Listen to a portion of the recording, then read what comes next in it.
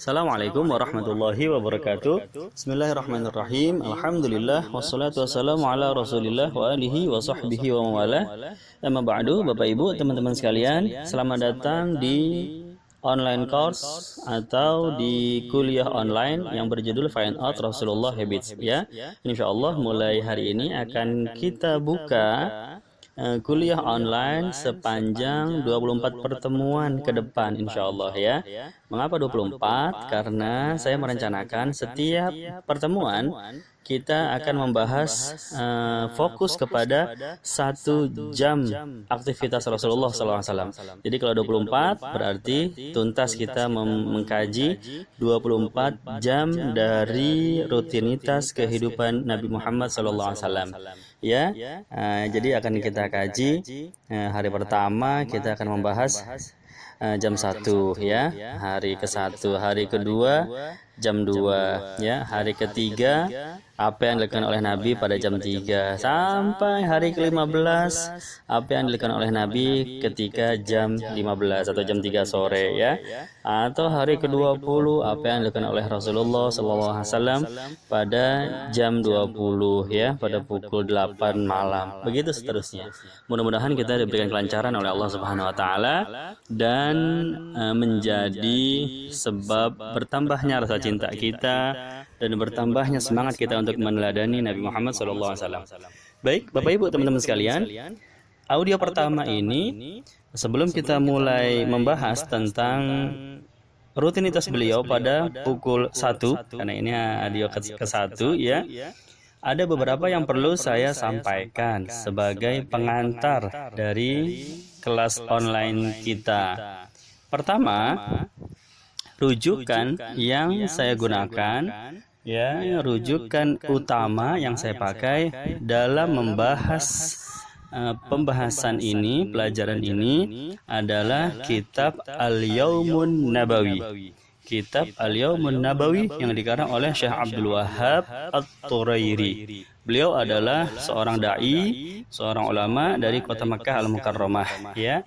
Ulama di zaman sekarang ini ya, kalau kita mau search dengan bahasa Arab di YouTube banyak ceramah-ceramah beliau. Abdul Wahhab At-Turairi. Ya, begitu. Kitabnya saya punya soft copy-nya dalam bentuk PDF, namun tidak saya bagikan kepada Bapak Ibu sekalian dan teman-teman karena berbahasa Arab ya. Tetapi kalau mau meminta, nanti saya kasih.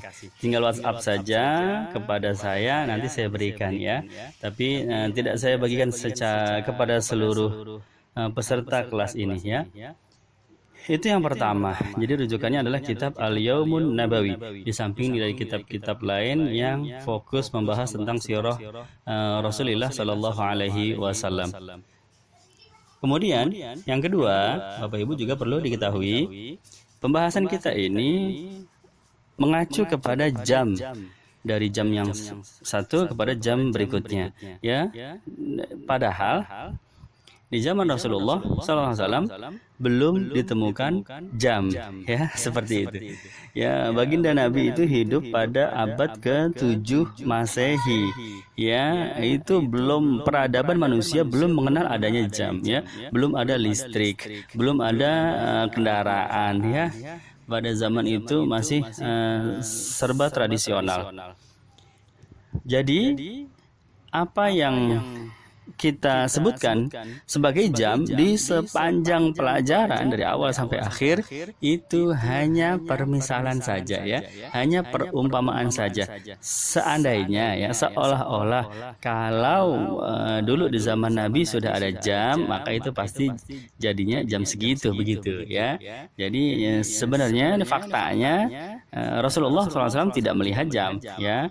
Ketika saya menyebutkan nanti jam 6 Rasulullah keluar dari masjid dan seterusnya ya, bukan berarti Nabi kemudian melihat jam, oh sudah jam 6 saya keluar, begitu, bukan ya, karena tidak ada jam. Hanya seolah-olah kalau ditarik keadaan tersebut pada zaman sekarang mungkin jatuhnya jam 6, begitu ya. Jadi ini juga penting untuk kita ketahui, pada zaman dahulu peradaban manusia belum mengenal adanya jam. Jadi apa yang kita sebut sepanjang pelajaran hanya perumpamaan saja, pendekatannya saja, ya.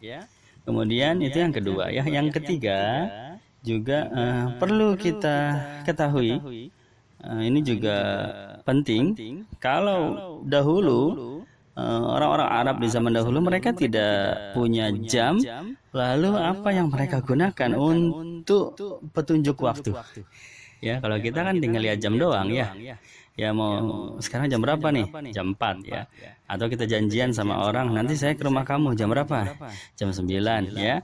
Kan petunjuk waktu adalah jam di zaman sekarang. Lalu di zaman dulu apa petunjuk waktunya? Ya, jadi dulu mereka menggunakan matahari. Ya, matahari itu patokannya, dan mereka punya istilah-istilah khusus pada keadaan-keadaan tertentu posisi mataharinya di mana. Ya, contoh ketika matahari terbit, ya, mereka punya istilah khusus namanya syuruk, ya, atau isyraq. Ya, jadi kalau menunjuk atau kalau janjian sesuatu, kalau berbicara sesuatu yang maksudnya waktu ketika matahari terbit, mereka cukup bilang waktu isyraq, ya. Nanti saya akan ke rumah kamu. Kapan waktu isyraq? Wah, itu sudah sama-sama tahu, berarti ketika matahari terbit, gitu.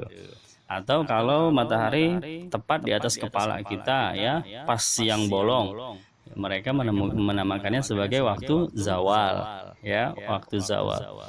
Atau matahari terbenam, waktu ghurub atau waktu maghrib, ya, ghurub atau maghrib, dan seterusnya. Ya, jadi patokan orang-orang pada zaman dahulu adalah matahari, ya, dan mereka punya sebutan-sebutan khusus, istilah-istilah khusus pada posisi-posisi tertentu matahari itu sedang berada di mana. Kemudian yang lebih istimewanya lagi, orang-orang pada zaman dahulu selain mereka pandai melihat posisi matahari dan mereka tahu ini sudah sampai di waktu apa, ya, mereka juga pandai dalam menentukan durasi, ya, menentukan durasi. Contohnya begini, ya, antara terbit matahari, antara waktu isyraq atau waktu syuruk sampai dengan waktu zawal, sampai dengan tepat siang bolong, mereka bisa menentukan dengan cukup tepat sampai di mana pertengahannya, di mana tengah-tengahnya itu, ya. Kalau orang sekarang, kalau kita di zaman sekarang, ya, matahari terbit jam 6. Kemudian matahari tepat berada di atas kepala kita jam 12. Di mana tengah-tengahnya? Oh, kita gampang jawabnya, jam 9, ya, pertengahannya jam 9. Ya. Tapi orang-orang di zaman dahulu mereka tidak punya jam, tapi mereka bisa menentukan dengan cukup tepat di mana pertengahannya, ya, pertengahan pagi, berarti waktu pagi tengah-tengahnya, ya, antara waktu fajar sampai dengan waktu zawal atau waktu zuhur, ya, tengah-tengahnya di mana itu mereka bisa menentukannya dengan cukup tepat, ya. Ini yang luar biasa. Kalau diumpamakan di zaman kita sekarang, ya, ini kita ambil contoh misalnya, ya, kita kuliah, datang ke sebuah tempat kuliah, ini mahasiswa sedang kuliah, ya, di dalam ruang kuliah dosen mengajar selama 2 jam.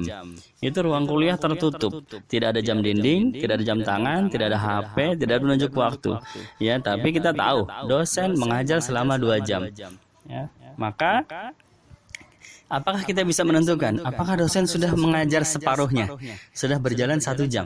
Nggak bisa kita, ya, ngira-ngira, oh, ini udah 1 jam belum, ya, ini udah 1 jam belum, nggak bisa. Kecuali kalau kita lihat jam, ya. Kalau kita nggak lihat jam, ini udah separuh jalan belum, kayaknya udah dikit lagi selesai, ya. Enggak, menurut saya sih masih lama ini, ya.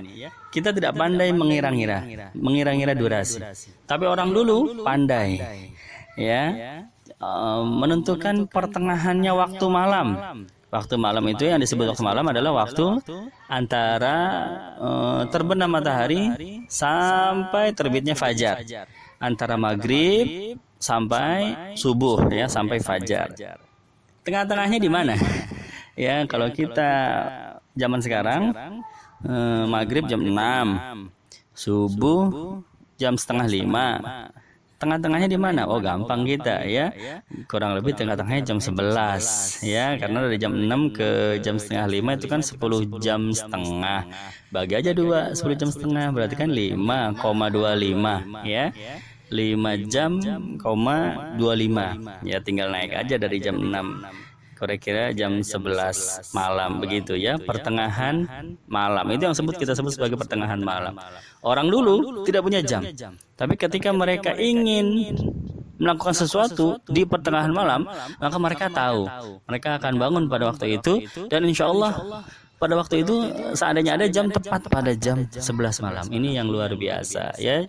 Jadi feelingnya atau instingnya itu sudah terbentuk karena memang terbiasa tidak melihat jam, terbiasa menentukan durasi sepanjang hidupnya, maka mereka bisa menentukan dengan cukup tepat ya. Jadi pertengahannya seperti di mana pertengahannya, atau sepertiganya di mana, sepertiga malam atau sepertiga pagi atau sepertiga siang dan seterusnya. Nah, inilah dia apa yang perlu kita ketahui di awal kuliah online ini. Jadi yang pertama adalah rujukan kita berdasarkan kitab Al-Yaumun Nabawi yang dikarang oleh Syekh Abdul Wahab Al-Thurairi.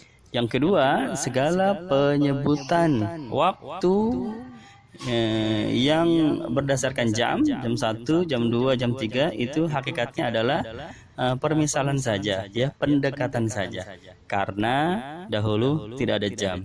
Yang ketiga, kita tidak perlu merasa heran lagi seandainya orang-orang Arab pada zaman dahulu, termasuk baginda Nabi Muhammad SAW, pandai sekali dalam memprediksi durasi waktu. Mana pertengahan malam, mana pertengahan siang, ya. Karena feeling mereka, insting mereka memang sudah terbentuk. Ya, memang mereka hidup tanpa ada jam dan mereka sudah terbiasa melakukan hal tersebut. Ya, ini sekilas mengenai kondisi yang terjadi pada zaman Rasulullah SAW. Baik, Bapak Ibu, sudah siap ya? Kita akan mulai mengupas sedikit demi sedikit kajian tentang aktivitas atau rutinitas atau habits dari kekasih kita baginda Nabi Muhammad SAW. Kita lanjut ke audio kedua ya. Demikian saya tutup pengantar ini. Billahi taufiq wal hidayah. Wassalamualaikum warahmatullahi wabarakatuh.